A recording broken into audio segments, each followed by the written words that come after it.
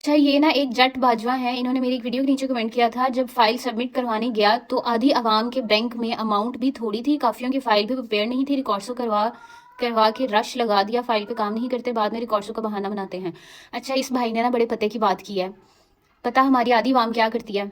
मैंने अपनी already video में भी बताया था, रिकॉर्ड्सों वाली वीडियो में बताया मैंने। रिकॉर्ड्सों का प्रोसेस था जस्ट, क्योंकि मुझे बहुत से डीएम्स आती थी कि आप हमें रिकॉर्ड्सों का प्रोसेस बताएं कि रिकॉर्ड्सों का प्रोसेस किस तरीके से जो है वो अप्लाई करते हैं। लेकिन उसमें भी आधी आवाम, मैं हैरान होती हूँ आवाम पर, उसमें भी आधी आवाम ने ये कहा हुआ था कि मैं रिकॉर्ड्सों को रिकमेंड कर रही हूँ।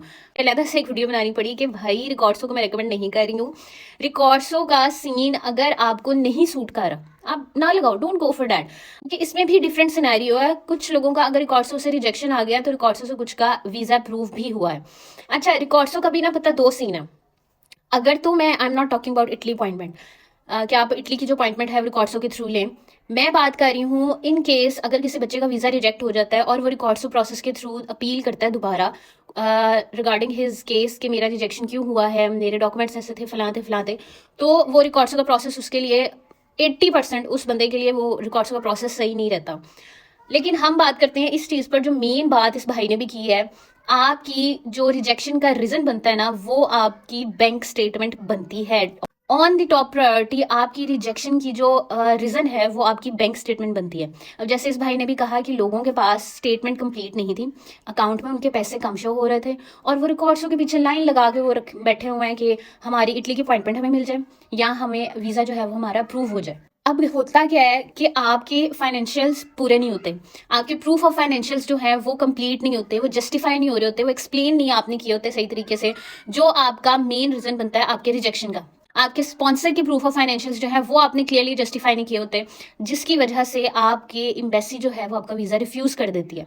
और फिर एक चीज़ ये भी हमारे पास आ जाती है, जी हमें आइल्स ना करना पड़े, हमारा जो है एडमिशन जो है वो इस तरीके से ही हो जाए, तो ये भी चीज़ गलत है। अगर आप आइल्स पीटीई कर लोगे तो इसमें आपका ही बेनिफिट है और किसी का बेनिफिट नहीं है।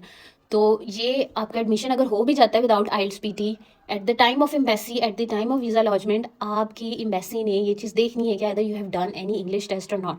तो अगर आप इंग्लिश टेस्ट कोई क्लियर कर लोगे तो इसमें आपका बेनिफिट होगा, आपके वीज़ा विन करने के चांसेस ज़्यादा हो जाएंगे। आइल्स दे दो, पीटी दे दो, कोई भी इंग्लिश टेस्ट दे दो यार, लेकिन दो, आपका आगे वीज़ा लग भी जाता है ना तो उसके बाद भी आपको ये चीज़ बहुत बेनिफिट देगी। सो काइंडली दिमाग अपना यूज़ करें, अपनी स्टेटमेंट पर फोकस सबसे पहले करें, अपनी प्रोफाइल को स्ट्रॉन्ग बनाएं, औरसों के पीछे एजेंट को पैसे दे दें, हम ये कर लें वो कर लें, इस तरह की बातों में मत जाएं। अपनी प्रोफाइल की खुद असेसमेंट करें, अपनी प्रोफाइल को खुद स्ट्रॉन्ग बनाएं, उसके बाद आप अपना वीज़ा के लिए अप्लाई करें या अपने